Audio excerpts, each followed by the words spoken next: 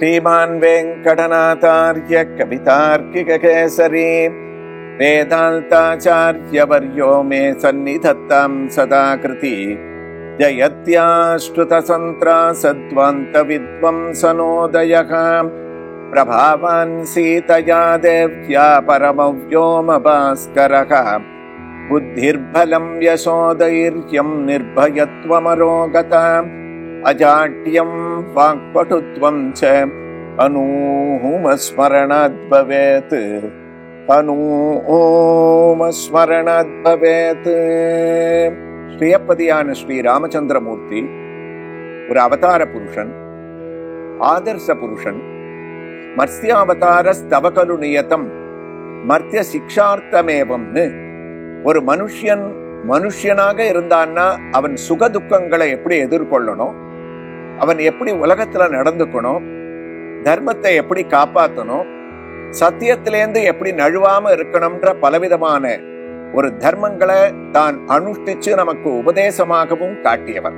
அவருடைய ஒரு காவியத்துல சுந்தரகாண்டத்துல ஆஞ்சநேய சுவாமி ராமனுடைய அங்குள்ளியத்தை சீதையினிடத்துல கொடுத்து சீதையினிடத்திலேருந்து சூடாமணியை வாங்கிட்டு லங்கைய தகனம் பண்ணி இட்டுவான்னா சுட்டுவான்னு வந்தான்னு சொல்லுவோம். மோதிரத்தை கொடுத்துட்டுவான்னு ராமன் சொன்னார். மோதிரத்தை இட்டு வந்ததும் இல்லாமல் லங்கையும் சுட்டு வந்து சம்பாதி சம்பாதி வாக்கிய புரோத்தீர்ணார்ணோதிரந்தரநகரிஜனகஜம் வீக்ஷதத்வங்குளீஜம் பிரக்ஷுத்யோத்யானம் அக்ஷக்ஷபனசனரணகா சோடபல்தோ தசாஸ்யம் திருஷ்ட்வா ப்ளுஷ்ட்வா சலங்கம் ஜடிதி சகனூமன் மௌளிரத்னம் ததௌதே. அந்த சூடாமணியை கொடுத்தார். சீதை சௌகரியமா இருக்கான்னு ராமன் ஆனந்தப்பட்டார். அப்படின்ற ஒரு சூழ்நிலையில சுந்தரகாண்டமானது பூர்த்தியாகி ராமாயணத்துல முக்கியமான காண்டமாகவும், யுத்த காண்டத்தோட ஆரம்பமே ஸ்லோகம் என்ன அழகா இருக்குன்னா, ஸ்ருத்வா ஹனுமதோ வாக்கியம் யதாவத் அபிபாஷிதம் ராம பிரீதி சமாயுக்தோ வாக்கியம் உத்தரமப்ரவீத் கிருதம் ஹனுமதா கார்யம் சுமகத்புவி துஷ்கரம் மனசாபி யதன்யேன ந சக்யம் தரணீதலே. சந்தோஷமா யுத்த காண்டத்தினுடைய ஸ்லோகமா ஆரம்பிக்கிறது. பேர்தான் யுத்த காண்டம். காரணம், வானரர்களுக்கும் ராட்சசர்களுக்கும் ராமனுக்கும் ராவணனுக்கும் ராமராவணையோர் யுத்தம். ராமராவணையோர் இவான் இருக்கிறதுனால வால்மீகி அப்படி பேரை வச்சார். ஆனா ராமன் சந்தோஷப்பட்டார் ஹனுமானுடைய வாக்கியத்தை கேட்டுன்னு இந்த முதல் ஸ்லோகம் ஆரம்பிக்க செய்ய ஹனுமத் பிரபாவமாகவும் ராமனுடைய சந்துஷ்டியாகவும் இது ஆரம்பிக்கிறது. ஹனுமானுடைய பிரபாவத்தை ஆரம்பிச்சே ராமன் சொல்றாராம், ஆஞ்சநேயா உன் ஒத்தராலத்தான் இவ்வளவு அழகா இந்த 100 யோஜன விஸ்தீர்ணம் உள்ள சமுத்திரத்தை தாண்ட முடியும். நீ அசாத்திய சாதக சுவாமின் அப்படின்னு சொல்றத நிரூபணம் பண்ணிருக்க. அது மாத்திரமல்ல, நகிதம் பரிபஸ்யாமி யஸ்தரேதமகோததிமோ அன்யத்ர கருடாத்வாயோ அன்யத்ர ச ஹனுமதக. கருடன், வாயு இவா 2 பேர் தான் இதுவரைக்கும் சமுத்திரத்தை தாண்ட முடியும். அது இல்ல அப்படின்னு நீ இன்னொருத்தனாலையும் முடியும் அப்படின்னு ஆஞ்சநேயனான நீ தாண்டி இருக்க. இப்படிப்பட்ட ஒரு உபகாரத்தை பண்ணி பிராட்டி எங்க இருக்கான்னு எனக்கு நீ காமிச்சு கொடுத்திருக்கியே ஆஞ்சநேயா, ராமனான நான் உனக்கு என்னடா கைமாறு பண்ண முடியும்? என்ன அனுமானுடைய பிரபாவம் பாருங்க. எல்லாருக்கும் எல்லாத்தையும் அழிக்கக்கூடிய வள்ளலான அகிலகேய பிரத்யநீக கல்யாணிகதானனான சுவாமி ஹனுமான பார்த்து உனக்கு என்ன கொடுக்க முடியும்ன்றார் யுத்த காண்டம் ஆரம்பத்துல. ஹனுமான் சவினயத்தோட சொன்னாராம், பிரபு உங்களுடைய அனுக்கிரகம் எனக்கு இருந்தா அதை விட என்ன இருக்கு? எப்பவுமே நான் ராம பக்தனாக இருக்கணும். ராம் ராம் ராம்னு உங்களுடைய நாமத்தை உச்சாரணம் பண்ணக்கூடிய ஒரு பிரேம பக்தியானது உங்க பேர்ல எனக்கு இருக்கணும். அதுக்கு அனுக்கிரகம் பண்ணணும்னார். ராமன் சொன்னார், அது போராதரா குழந்தை, இங்க வா அப்படின்னு ஹனுமான தூக்கி தன்னுடைய மடியில உட்கார வச்சுண்டு ஏஷ சர்வஸ்வபூதஸ்து பரிஷ்வங்கோ ஹனுமதக மயா காலமிமம் பிராப்ய தஸ்தஸ்தஸ்ய மகத்மனக இத்யுக்த்வா ப்ரீதி கிருஷ்டங்கோ ராமஸ்த்வம் பரிஷஸ்வஜே. அனுமான அப்படியே இருக ஆற தழுவிண்டாராம். சுவாமி தேசிகன் சொன்னார், அபார பாராவார பரிகா பரிவிருத்த பரபுர பரிசுத தவதகன ஜவன பவன பவ கபிவர பரிஷ்வங்க பாவித சர்வஸ்வதானாம். சர்வஸ்வதான சர்வத்துவத்தையும் கொடுத்துட்டானா அனுமானுக்கு. அந்த ஒரு ஆலிங்கனம் இருக்கு. அதுதான் ராமன் தான் வந்த காரியங்கள்லாம் முடிஞ்சு உத்தரகாண்டத்துல தன்னடி சோதியான வைகுண்டத்துக்கு எழுந்தருளக்கூடிய சமயத்துல ஹனுமான கூப்பிட்டார். ஹனுமான் வரமாட்டேன்னு சொல்லிட்டாராம். பாவோ நான்யத்திர கச்சதி, நான் பூலோகத்திலே இருந்துட்டு எத்திர ரகுநாத கீர்த்தனம் தத்திர தத்திர கிருதமஸ்தகாஞ்சலியும். ராமான்னு எங்கேயாவது யாராவது ஆரம்பிச்சாள்னா எதிர உட்காண்டு ஆனந்த கண்ணீரை பெருக்கிண்டு ராமாயணத்தை கேட்டு இருப்ப, உன்னோட வரமாட்டேன்னார். என்னை பிரிஞ்சு எப்படா உன்னால இருக்க முடியும்? உன்னை பிரியலையே. யுத்த காண்டம் ஆரம்பத்துல நான் சீதையை பார்த்துட்டு உனக்கு சந்தோஷமான விஷயத்த சொன்னேன்னு ராமா என்ன அப்படியே ஆலிங்கனம் பண்ணிண்டியே இருக.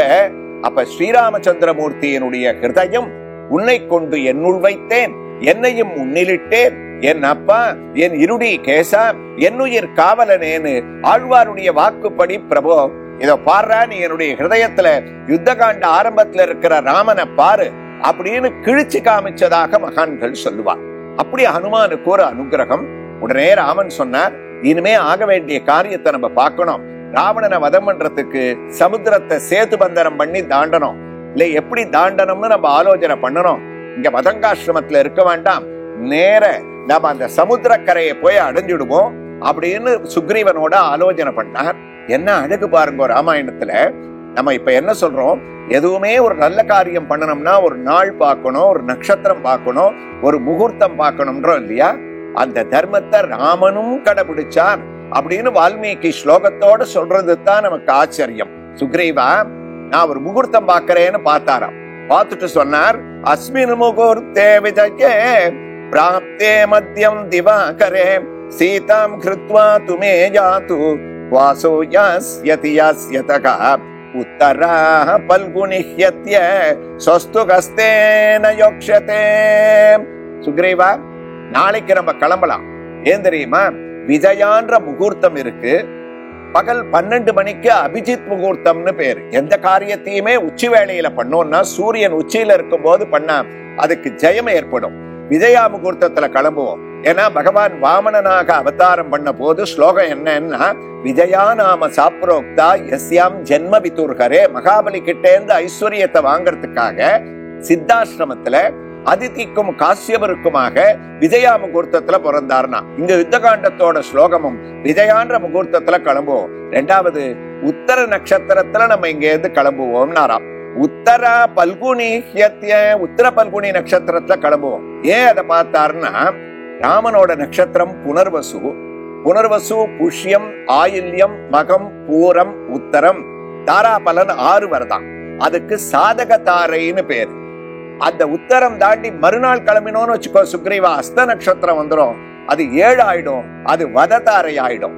அதனால உத்தர நட்சத்திரத்துல விஜயா முகூர்த்தத்துல நம்ம கிளம்பலாம். அத வததாரைன்றத ராவணனுக்கு நம்ம கொடுத்துடலாம் அப்படின்னு அவர் தீர்மானம் பண்ணிட்டு அத்தனை பேருமா அந்த நல்ல முகூர்த்தத்துல கிளம்பி சமுத்திரக்கரையை வந்து அடையறான்னு ஸ்லோகத்தோட யுத்த காண்டத்துல சொல்றாருன்னா, இந்த 4 நட்சத்திரம் பார்த்துட்டு நம்ம வெற்றியை அடையணும் அப்படின்ற ஒரு நீதிய ராமன் கூட எப்படி உணர்த்தி இருக்காருன்னு வால்மீகி மகரிஷி நமக்கு ஆச்சரியமாக காட்டுறார். எல்லாம் சமுத்திரக்கரையை வந்து அடைஞ்சாச்சு. அதுக்குள்ள லங்கையில என்னாச்சுன்னா நம்ம அத்தனை பேரையும் லங்கைக்கு அழிச்சுட்டு போயிடுறார் வால்மீகி மகரிஷி. ராமோப்யேதி புரிம் லங்காம் அஸ்மாகம் உபரோதகம் தரிஷ்யதி ச சுவ்யக்தம் ராகவ சாகரம் சுகம். ஒற்றர்கள் மூலமாக ராவண மகாராஜாவுக்கு சேதி போச்சான். என்ன சமாச்சாரம்? ராமன் சுக்ரீவன் லட்சக்கணக்கான வானர சைன்யங்கள் சமுத்திரத்துக்கு வந்தாச்சு. அந்த சமுத்திரத்தினுடைய மறுகரையில இருக்கா. அவ லங்கையை வந்து அடைஞ்சுட்டாள்னா யுத்தத்தை ஆரம்பிச்சுடுவான்ற தகவல் தெரிஞ்சது. எதுக்குமே பயப்படாதவன் ராவணன். நனமே எந்து கசியச்சித்துன்னு தமிழ்ல சொல்லணும்னா வணங்காமுடி மன்னன்னா அது அவனுக்குத்தான் பொருந்தும். அப்படிப்பட்டவனுக்கு கூட ஹிருதயத்துல பயம் வந்துதான். இப்படிப்பட்ட வானராளா, அப்படி ஒரு சைன்யம் வந்திருக்காமே, அவளை எதிர்கொள்றதுன்னா என்ன பண்றது அப்படின்னு உடனே மந்திராலோசனையை கூட்டினா.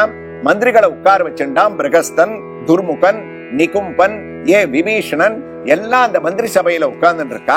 அவாவா அங்கங்க எழுந்து விபீஷணனை தவிர மத்தவா ராவணனுக்கு சாதகமாகவே தூபம் போட்டு பேச ஆரம்பிச்சாளாம்.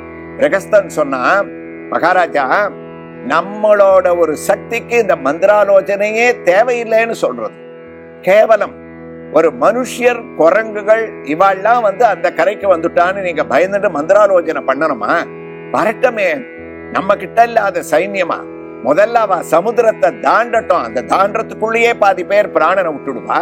அப்படி இருக்கச்சே நம்ம பலம் இப்படி இருக்கும் போது நீங்க எதுக்காக ஆலோசனை பண்ணணும்? வேண்டாம்னா நிகும்பன் சொன்னான், நான் ஒத்தம் போறோம், வேற யாருமே யுத்தத்துக்கு வர வேண்டாம். அகம் சமி கரிஷ்யாமி ஹத்வா சத்ருன் தவானக, நான் ஒத்தனே போய் அவளை அழிச்சுடுறேன்னா மகாபார்ஸ்வன் இப்படி அவாவா எழுந்து ராவணனுக்கு ராம வானர சைன்யத்தை ஒரு தூசு மாதிரி நம்ம எதிர்நோக்கி அழிச்சுடலாம்னு சொல்லிட்டு இருக்கச்சே, விபீஷணன் ராவணனுடைய சபையிலேயே தர்மாத்மா, நியாயம் தெரிஞ்சவன், அவன் எழுந்தான். அண்ணா, இந்த மந்திரிகள்லாம் உங்களுக்கு சாதகமான உபதேசத்தை பண்ணதா எனக்கு தோணல.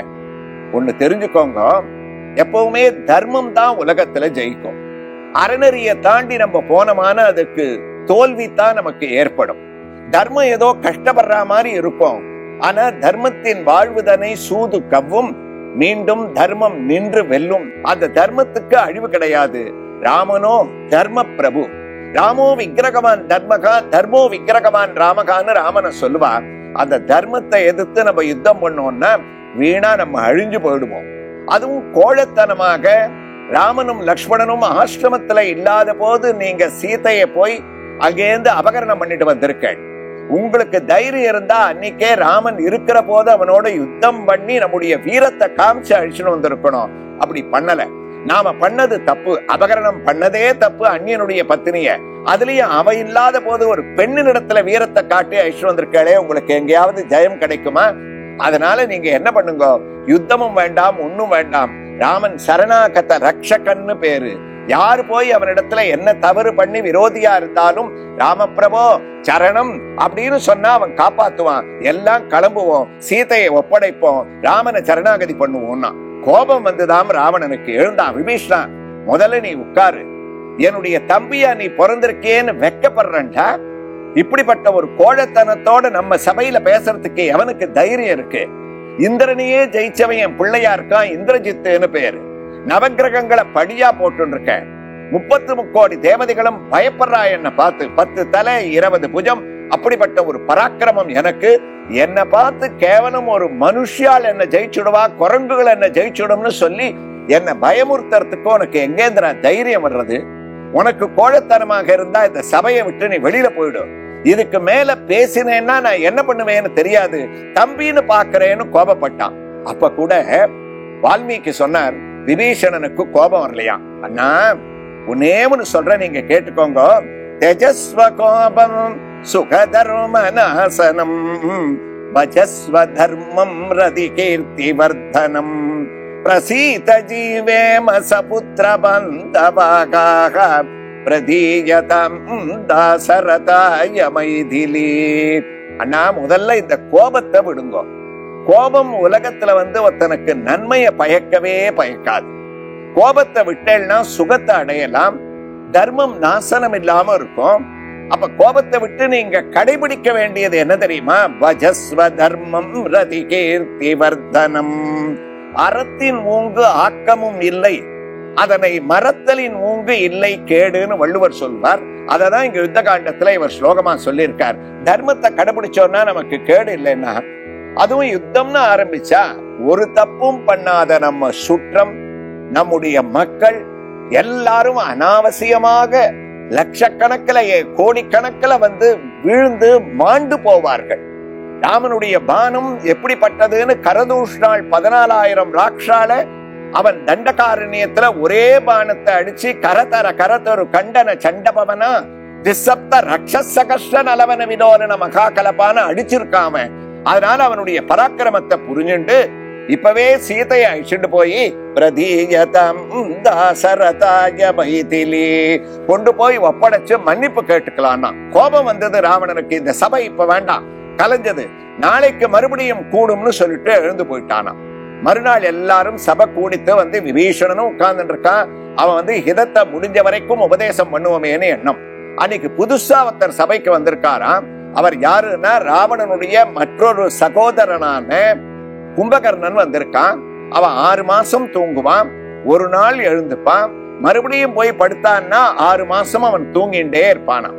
அந்த கும்பகர்ணன் 6 மாசத்துக்கு ஒரு நாள் எழுந்துக்க வேண்டிய நாள் அன்னைக்கு சபையில வந்து உட்கார்ந்துட்டு இருக்கான். அவனை பார்த்த உடனேயே ராவணனுக்கு சந்தோஷம். கும்பகர்ணா, இன்னைக்கு நீ சபைக்கு வந்தது நல்லதா போயிடுத்து. நீ தூங்கிட்டு இருக்கிற போது ஒரு காரியம் நடந்துருத்து. ராமனுடைய பத்தினி சீதேன்னு பேரு தண்டகாரண்யத்துல தனியா இருந்தா.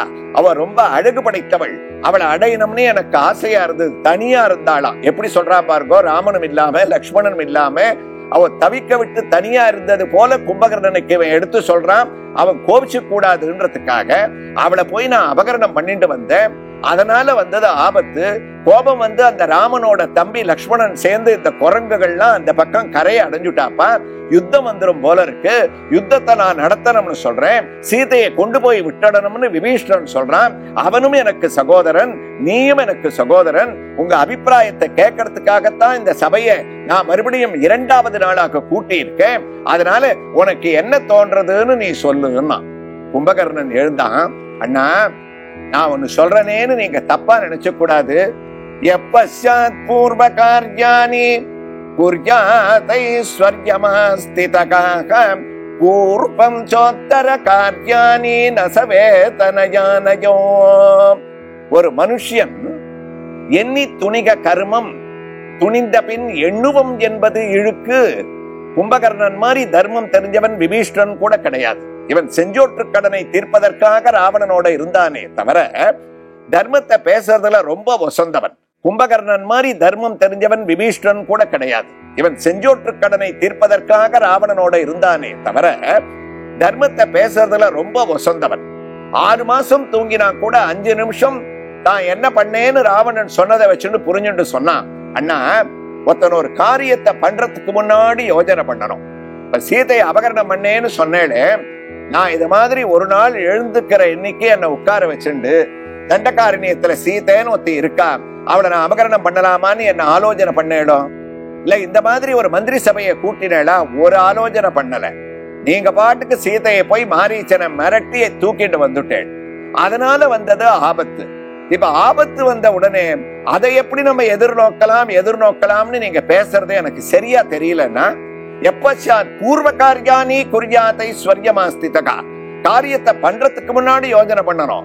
காரியத்தினால ஆபத்து வந்த அப்புறம் மந்திராலோசனை பண்ணி என்ன பிரயோஜனம்? நடுங்கி போயிட்டான் ராவணன். ஓஹோ, நேத்துக்கு விபீஷணன், இன்னைக்கு அவன் ராமன் கோஷ்டியில இவன் அவனுக்கு சாதகமாக பேசுவானோன்னு. அப்ப கும்பகர்ணன் சொன்னா, நீங்க கவலைப்பட வேண்டாம். நான் உங்களுடைய தம்பியா இருக்கிறதுனால செஞ்சோற்று கடனை தீர்ப்பதற்காக அகம்சமீ கரிஷ்யாமி ஹத்வா சத்ருன் தவனக. யுத்தம் நடக்கச்சே நான் முழிச்சுண்டு இருந்தேனே, ஆனால் கண்டிப்பாக யுத்தத்துக்கு போய் உங்களுக்கு உதவியாக இருப்பேன். ஆனா நீங்க பண்ணது எனக்கு சரின்னு தோணலேன்னா. அதுக்குள்ள அங்க இருக்கக்கூடிய பிரகஸ்தன் மறுபடியும் எழுந்தான். யார் எது பேசினாலும் நீங்க கவலைப்படாதீங்கோ, நான் ஒருத்தன் இருக்கேன், நான் போய் ராமனை வதம் பண்ணிட்டு வரேன்னா. இந்திரஜித்தும் எழுந்து தன்னுடைய தகப்பனாரான ராவணனுக்கு சாதகமாக பேச ஆரம்பிச்சான். கோபம் வந்துதான் விபீஷணனுக்கு.